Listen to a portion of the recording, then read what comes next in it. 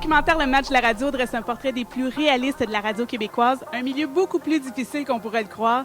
7 jours a rencontré quelques animateurs passionnés qui ont pris part au projet, signé Christian Tétrault.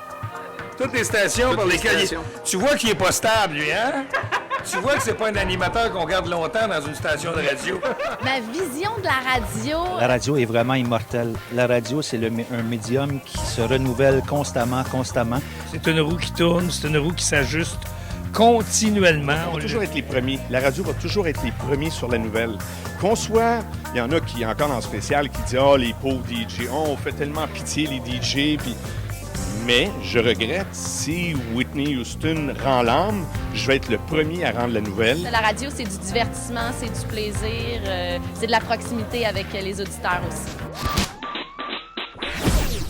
Jusqu'à maintenant, est-ce que tu as un moment marquant en radio?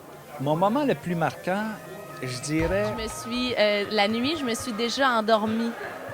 Un petit peu. Pas longtemps, je me souviens, mais ça m'a paru, là, tu sais, une éternité, là, mais je me suis déjà endormie.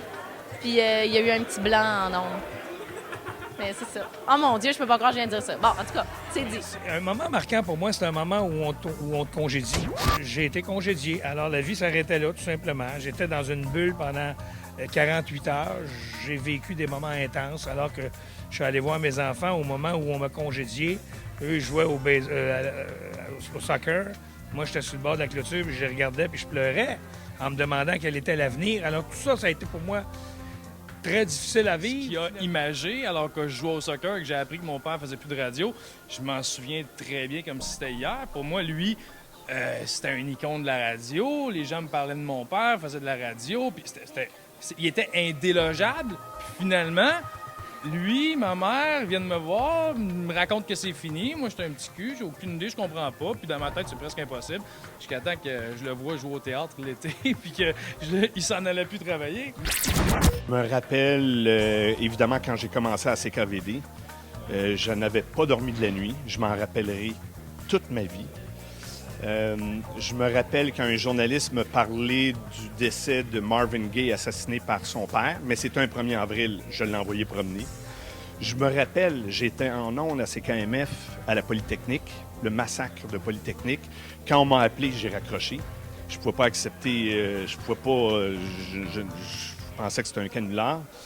Je me suis rendu compte que les paroles qu'on dit en ondes, il faut toujours les respecter, alors que j'avais mentionné que si on était pour avoir 100 000 votes pour un nouveau show de radio, on avait besoin de votes sur le web, c'était interactif, tout ça. J'ai dit que je me ferais tatouer la Panthère Énergie sur la fesse gauche si jamais j'avais les 100 000 votes. On a eu 150 000. Je l'ai dit en ondes, fait que j'ai une panthère sur le cul.